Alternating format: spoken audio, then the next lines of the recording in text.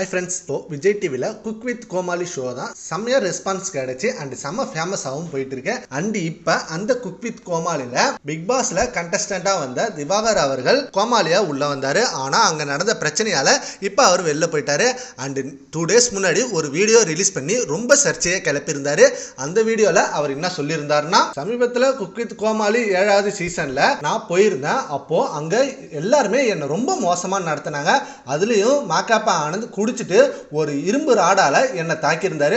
அது மிகப்பெரிய ரத்த காயமே வந்துடுச்சு, இதோ பாருங்க அப்படின்னு சொல்லி அந்த ரத்த காயத்தையும் காமிச்சாரு.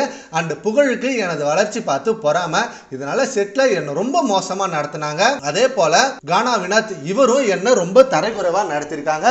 இந்த 3 பேருமே சேர்ந்து என்ன ரொம்ப டார்கெட் பண்ணி கார்னர் பண்ணி என்ன ரொம்ப டார்ச்சர் பண்ணிட்டாங்க. என்னால் அதை தாங்கவே முடியல. சரி ஓகே, ஏதோ பேசுறாங்க என்ன திட்டுறாங்க அப்படின்னு சொல்லி பார்த்தாலும் இரும்பு ராடால என்ன அடிக்கிறாங்க. அது என்ன விளையாட்டுக்கா செய்யறாங்க? மாகாப்பா ஆனந்தெல்லாம் கடைசி வரைக்கும் ஆங்கர் தான் பண்ணணும், அவரோட டேலண்டே அவ்வளவுதான். அப்படி இருக்கப்ப என்னோட வளர்ச்சி பார்த்து அவருக்கு அவ்வளவு பொறாம, அதனாலதான் என் மேல கை வைக்கிறாங்க.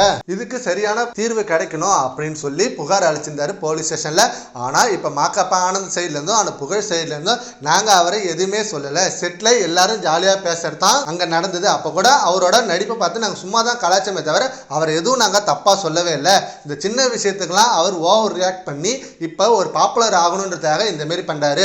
ஸோ இதை நான் எங்க வேணாலும் நிரூபிப்பேன், என் மேல எந்த தப்பும் இல்லை அப்படின்னு சொல்லி மாகாப்பா ஆனந்த் சைட்லேருந்து புகழ் சைட்லேருந்து இப்படி ஒரு அஃபிஷியல் ஸ்டேட்மெண்ட் வந்திருக்கத்தான் சோஷியல் மீடியால செம்ம வைரலாக போயிட்டு இருக்கு. சரி ஓகே ஃப்ரெண்ட்ஸ், இப்போ மாகாப்பா ஆனந்த் பற்றியும் அண்டு திவாகர் பற்றியும் உங்க ஒப்பீனியனை நம்ம கமெண்ட் பாக்ஸில் கமெண்ட் பண்ணுங்க. Thank you friends.